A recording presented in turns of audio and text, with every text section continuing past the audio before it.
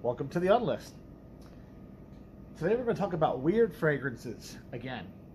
You might remember last year I made an episode, it was 188 actually, episode 188 of season 2, called Weird Fragrances. Well, now we're doing weird fragrances again. That's this weird fragrances, the re-weirding, I guess. And to recap the first episode, I talked a bit about some weird Calvin Klein fragrances like Crave and Truth.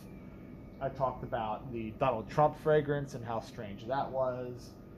I talked about the Morgan de Trois fragrance, which was a Paris-based French version of Victoria's Secret that we never got here in the United States. We never got that chain, but we got their fragrances for some reason, even though we didn't have the brand.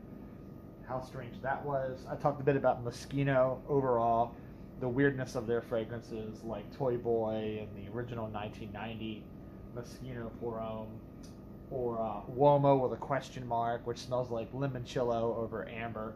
Very, very strange fragrances, all of those are.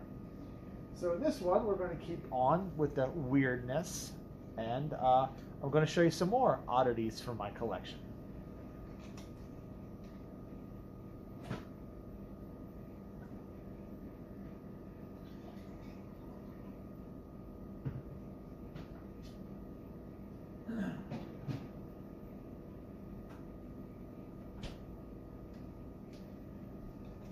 First things first, I don't think you can really have a conversation about weird fragrances without bringing up Salvador Dali. Now, it's funny because Coffin Lux is responsible for that Morgan de Trois fragrance. Coffin Lux is responsible for that. And they're also responsible for this. So Coffin Lux, as a distributor, as a manufacturer in general, seems to have a penchant for weird stuff. And they really kind of took the cake when they unleashed Salvador Dali Pour Homme back in '87. I mean, the women's version that came out before in '84 was also pretty strange, but not as strange as this. And Thierry Vassas is one of his earlier creations, and you can really sort of feel some of the stuff that would become more emblematic of his style later on with this fragrance. And this is just a dark, musty, and floral sort of, I guess the best way you could say is like a gothic rose chypre with a bit of smoke and just a bit of sour musk, and it's just weird. And you know, the whole lips thing that is Salvador Dali kind of really hits it home. You have to understand though that Salvador Dali was actually interested in perfume. So right before the death of his wife, and then he ended up having a mental health episode, locked himself away in his chateau and tried to do things to himself that I can't say on YouTube, but he didn't succeed. But he did pass anyway in '87 or '88. So he never got to smell the men's version. He smelled the women's version because he designed them both, but one took, I guess, longer to make than the other or whatever. And he smelled the perfume that he made for his wife, but then she died, like I said, and that sent him off a cliff emotionally. So the fragrances that came out after his passing were not really directly supervised by him. He may have had a hand in their design. He may have blueprinted some of them because, like I said, he had a vested interest in perfume. Salvador Dali was kind of like an everything artist, okay? He's best known for his paintings, but he also did photography, he did music, he did short films. So right near the end, perfume was one of the last areas of artistic interest that he had. So even though he didn't make anything after his passing, I guarantee you he probably had some rough drafts worked out for some of these. Especially stuff like this next one that I have here, this Salvador, 1991. I mean, look at that bottle. Just look at that. Look how crazy that is. That's crazy. They don't spend money on bottles like this now. Not even like niche brands would spend this kind of money on bottles. This is a very strange fragrance too. It's kind of an oriental sort of, has some chypre elements to it. It is just a very odd duckling, and I kind of feel like it was a fragrance made without an audience. A lot of these Salvador Dali fragrances feel like they were made without an audience. Like they were just put out there, sink or swim. This one came out in '98. This one's called Leroy Soleil, based on one of his paintings. This is actually my favorite one. Most people are like the older, the muskier, the rarer, the better. So they tend to go towards Pour Homme or go towards Salvador. But I actually like this one. This one is underserved, underrespected. Gerard Anthony perfumed this, and he's the guy behind Zara Pour Homme. He's the guy behind Balenciaga Pour Homme. He's the guy behind Paco Rabanne XS. So he knows what he's doing, okay? He actually did that Morgan Detroit fragrance as well. He was also a perfumer of that. So he knows what he's doing. This guy's no slouch. If you like a more floral take on a Fresh Fougere, something like a Curve or a Platinum Egoist, but more floral in nature, a bit more, the rose is a bit more out there, the geranium's a bit more out there, slight tropical vibe, fruity vibe in the opening, you'd probably enjoy this. Very strange perfume though, very, very strange, but strange in the best possible ways. The bottle is gorgeous. How can you not love that bottle? I love that bottle so much. Now, in the very same stroke, we have this guy right here. My guess, if I were to put in my 2 cents, I would say the guys at Coffin Lux thought that since their Salvador Dali line was doing so well, let's go after another perfumer. So they went after Andy Warhol. Problem is, Andy Warhol was already gone by the time they released any fragrances under his name. So you know he had no input. He had no creative input whatsoever in these. So I don't know if he had next of kin or a significant other or somebody that was entrusted with his estate, but someone sold his name to Coffin Lux. And the result is this really weird bottle that definitely has the Andy Warhol kitschiness with the commercial soup can sort of thing, quad-tick sort of panelized, pop crap sort of art that he became famous for. As for the smell of the perfume, it is very, let's just take something like Sun Man by Jill Sander, like that copper tone sort of lotiony vibe. Let's take that Sun Man by Jill Sander and then put it on like LSD and Quaaludes. So dump in a bunch of chewy herbs, dump in a bunch of Garrigue citrus notes, put a weird sort of galbanum chypre vibe, but still keep the suntan lotion and keep the fruitiness. So you get this clash of fruit, green notes, oily, resinous stuff, balsamic stuff, aquatic stuff. It is just everywhere. It is all over the place. But somehow, some sort of way, it still smells good. Because I wouldn't own a bottle if it was just shit. If it was horse shit, I wouldn't own this. But it is a beautiful train wreck. The only way I can describe this perfume is this Andy Warhol Pour Homme is a beautiful train wreck. They made a limited edition that has a different color cap and the panels are painted. But that's the same perfume. Okay? So if you see that one out there and you think it's more rare, more expensive, different, better, it's just packaging. Okay? There was an aquatic that came out a couple years after this, but had the same bottle as this, but I don't know what that smells like.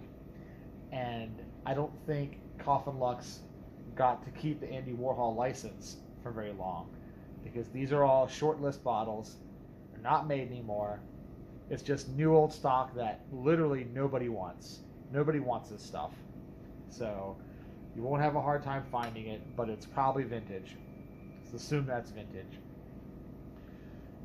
Bond number 9 ended up getting the Andy Warhol license, and then they popped out Silver Factory and a handful of other ones. I haven't smelled those, but I kind of like this idea of Andy Warhol having his own standalone brand, his own standalone house. The whole brand tie-in, other person tie-in, that never sat well with me. You know, the only time I thought that was cool, I guess, is like when Avon did it, because, you know, with Avon, it's Avon, so it's humble anyway. So that's why it's kind of okay. But when you get big brands like Bond number 9, or like Chanel with their Superleggera tie-in, which Superleggera is a coach builder. They make racing car frames and stuff like that.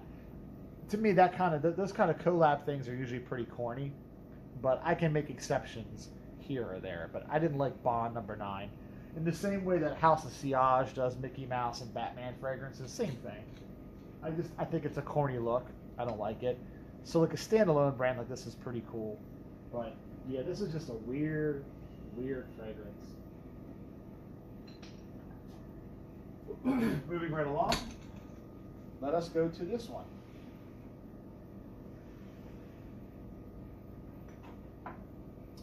You thought Salvador Dali and Andy Warhol was weird. Wait until you get a load of Anucci. No, it's not like dollar store Gucci. It's literally Anucci. Anucci. Anucci. And it is just strange. But it is a glorious kind of strange. So, the short story on Anucci is that they were founded by Indian business magnates that moved to Southern California. I cannot remember their names, but if you read my base notes review, you can pull their names, because I always do my research when I write reviews, and I put names and places and all that. But they were business magnates who launched this brand. They were behind some other brands in the 80s, you may remember. Stuff like Sergio Valente and Palm Beach brand just called Palm Beach. Sergio Valente is the big one that you'll probably remember from the 80s. So they created this Anucci brand. There is nobody called Anucci, all right? Anucci does not exist. But they made this Anucci brand, and they patterned it after golfing. So you see the golfing there. So that's the golf ball. And this really heavy, like, it's plastic, but it's not normal plastic. It's like some kind of Lexan or something, really heavy plastic. With this metal ring around it. It's just such a weird extra step for packaging, and it slides right over this tall atomizer like this. It's actually a pretty hefty, well-built bottle, honestly.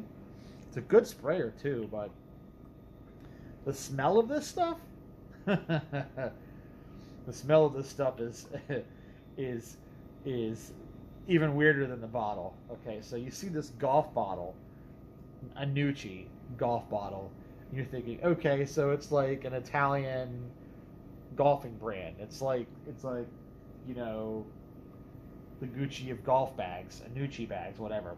But you'd be more wrong than you can imagine. The smell of this, very floral, very soft. Okay, we're talking like yellow florals. We're talking stuff like 80s broad-shouldered chypre with aldehydes and stuff like just jasmine and ylang ylang, and there's some magnolia in here, and chamomile is in here, and I swear to God, there's like tuberose or something in here too, floating around. And literally the only thing, and I mean the only thing, that makes this masculine by any conventional measure, is the golf ball bottle. You could put this stuff in a bottle and market it as like a flanker to Yasatis, or market it as like a flanker to freaking YSL Paris, or market this even as like a kissing cousin to like Oscar or freaking White Diamond. It's just a more yellow, golden sort of Giorgio-ish kind of fragrance, right? But with more jasmine, more white florals in it. So I love wearing this because you walk around smelling like this, and people are like, "What the is that you're wearing?" And you're like, "Oh, it's Anucci Man. It's for men." And they released 2 of these. Okay, they released this one, and then they released a sport version, which the sport version was actually less florals and more spices and amber and cinnamon, so more opium-ish, more opium-ish. And both of these released in the same year, 1989. So, yeah, they were on something, smoking something good.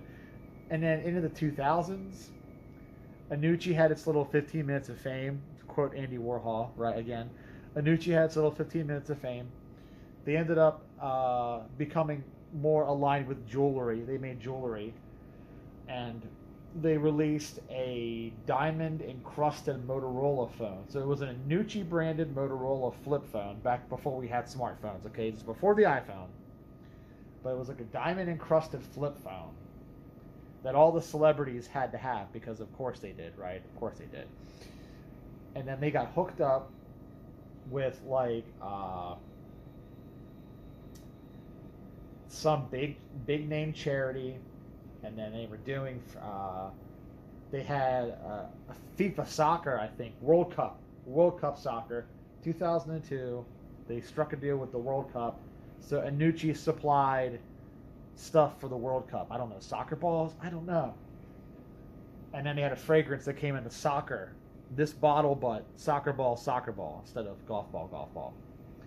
But unfortunately, they like poofed during the 2000s economic recession, 2007, 2008. I guess they ran out of cash. A lot of luxury brands that were smaller like that, when the whole industry crashed, but when the real estate crash happened, a lot of those rich people weren't rich anymore. So suddenly nobody wanted diamond encrusted Motorola phones anymore, and nobody wanted women's fragrances sold to men in golf ball bottles. That just wasn't a thing. But this stuff is still indoors. You can still buy it. Every bottle I've ever seen, though, is short list ingredients. So water, perfume, that's it. So I don't know if they're vintage or not, or just only made in the USA. If you only make stuff in the USA, you don't need to list long ingredients.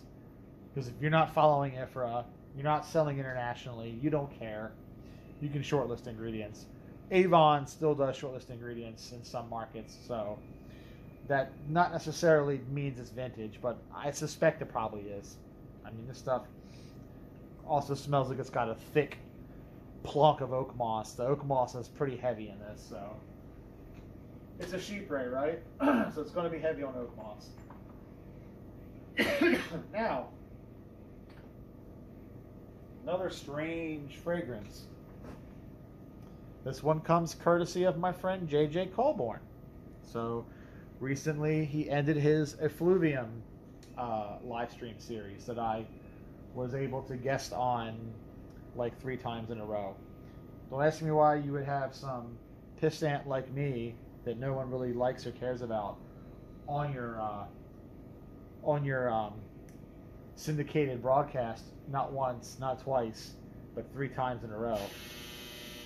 See, the bell goes off now. That's like Beetlejuice. You say my name 3 times, then I come out of the woodwork and I haunt you, and you hear the like that. So But whatever the case may be, through our friendship, he introduced me to this strange little bottle here called Carlo Pignatelli. So Carlo Pignatelli really just went nowhere as a brand. I mean, it was an Italian tailor, so he was a tailor. He made suits, and he had his one boutique. I think it was in either Turin or Milan, but he had his one boutique, and at some point he got hooked up with Intercosma SPA here, which is an Italian brand, and launched his own fragrance. And it's just called Carlo Pignatella. Not pour homme, not for man, just Carlo Pignatelli. Not Nutella. Not Nutella. It's not hazelnut spread. So what makes this weird, besides the sheer obscurity of it, obviously, is just this cap. What in the fuck? I mean, look at...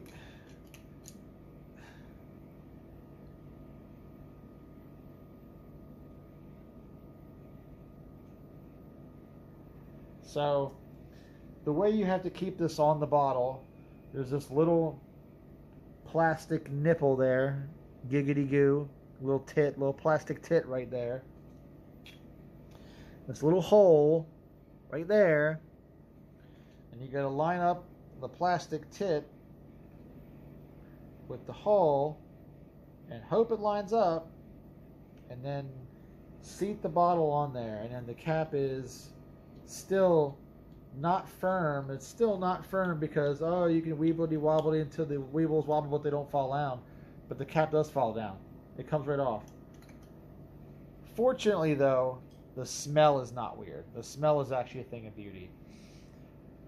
Imagine something like Jaipur by Boucheron, but take Jaipur and turn down all the nutmeg, because Jaipur is like an overload of nutmeg. It is like a nutmeg bomb. And I love Jaipur. I love it. I own a bottle. But hooey, sometimes it is just too dusty. It's dusty. It needs some lotion, okay? that fragrance needs some lotion. It is too dusty. So this actually adds more carnation. It adds more rose. It has more just like a labdanum sort of amberish base built out of it.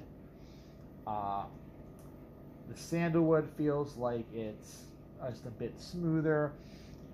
It is just like a more floral, smoother, just much, much more refined take on Jaipur, in my opinion. Not a clone, not a mod. It's a different idea on the same theme. So it's different execution, but the same basic style. So I wouldn't even call it like it's in the same wheelhouse, but that's about it. Lasts for a good long time. Sprayer is actually pretty good on this. The sprayer is the one thing that they didn't mess up, but this cap, man, I don't know. I feel like this was like some high school student's art experiment that, you know, they brought to the office and said, hey, that'd make a cool cap. Let's put that on our bottle. So, anyway, if you can find it, because it's kind of hard to come by, if you can find it, it's pretty good. I like it. I think it's nice. I think it's very nice. I like it. It's very nice. So, other weird things, strange, beautiful things I could talk about, weird fragrances, is we have this little guy down here. And, yeah, where is he? Where is my little big guy? Right here. Okay. This guy. So, you might remember Izod. When I was a kid in the 80s, we had two kinds of shirts. We had the Lacoste shirts with the crocodile, and then we had the Izod shirts, also had the crocodile. And you're like, huh? What? Well, turns out that Izod and Lacoste were separate brands, but they were like friends. So Rene Lacoste was friends with whoever launched the Izod brand, so he kind of made his shirts for him and let him use the crocodile logo. So I was so confused when I was a kid because I thought Izod was the crocodile. Apparently it was Lacoste, but Izod was allowed to use it. And then in later years, when they separated, Izod was purchased by a company called Philips Van Heusen, which is another clothing brand.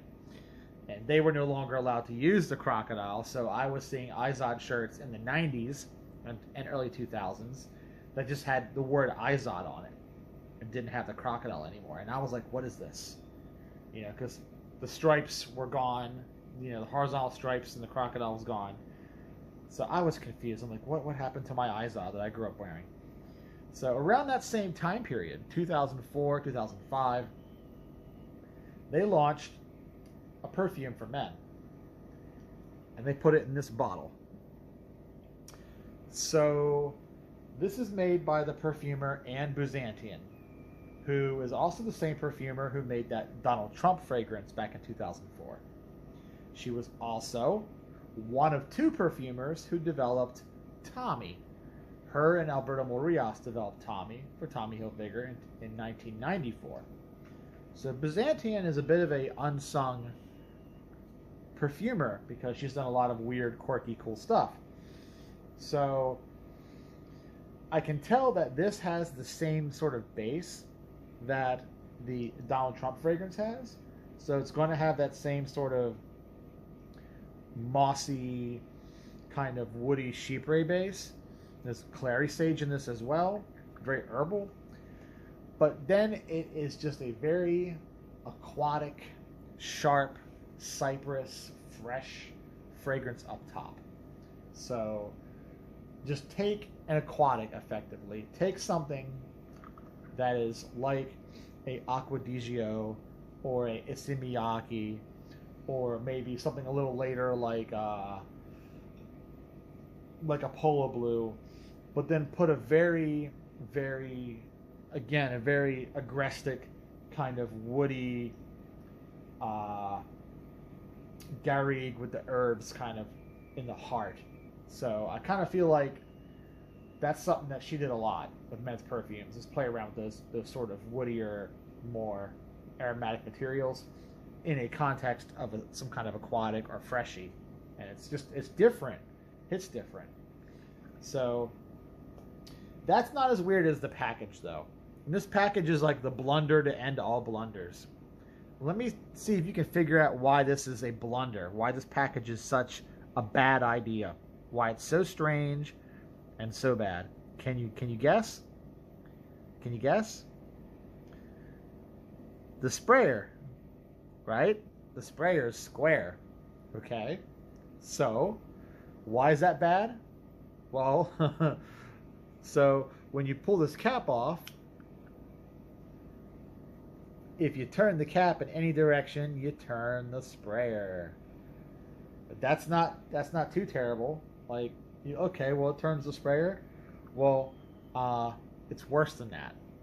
The sprayer is just sitting on the stem. It's not like built onto it. It's just sitting on top. Like any sprayer that rests on the stem, you can pull it off. You just pull it right off. So what happens with this is, if you take this cap off and you're in a hurry and you go like this with it, you take it off and you kind of curve it, you know. You take it, you twist it, you move it this way. If you do anything except go straight up in the air like this, straight up, you will rip this sprayer right the fuck off. You will rip it off. It'll pop right off the bottle. And if you do that enough times, you broke it. So now you got a broken bottle that don't spray because of a very normal function. The literal act of just pulling the cap off can break the bottle. That is just absurd. So you buy this and you get the original vintage, which this is the 2000s bottle here, Philips Van Heusen, Gemini Cosmetics. you're just going to have to open it up like this and very carefully lift it off. And make sure that your cap stays in the position so your sprayer doesn't get broken. Right? If you can do that, it's a good fragrance. And it's a heavy-ass bottle, too. You can beat somebody with this. And this is metal, right? This is metal. This is acrylic, man. This is freaking solid freaking acrylic. This is like, again, you can beat somebody with that, too. So it's a very over-engineered bottle with a big glaring flaw, but it smells good, though. It smells really, really good. So at the end of the day, that's all that counts, right? No matter how weird the bottles are. And then last but not least, before we run out of time, last but not least, in the year 2000, we saw the strangest mint fragrance I've ever experienced, Lannarch, Richard Frace. It is like mint and gunmetal with a bit of orange blossom. So if you like the sound of chewing gum narrowly and firing off your pistol with the range all mixed together, if that sounds like you, you know, or the cold steel embrace of the cyborg army, okay? So you're either with Skynet, or you're in the Matrix, or you're at the gun range with your orange blossom and your mint with the most sheer, cold, metallic musks known to man. Not one, not two, not three, not four, not five, not six, but 7 of those cold, metallic musks. The most bizarre, futuristic fragrance. It's 25 years old now, but it doesn't feel like it came out in the year 2000. It feels like it came out in the year 3000. And that's probably why it didn't sell. So there you guys have it, man. Weirder and weirder fragrances for you. Let me know some of your weird fragrances and weird brands. This has been the Unlist. Happy Pride Month.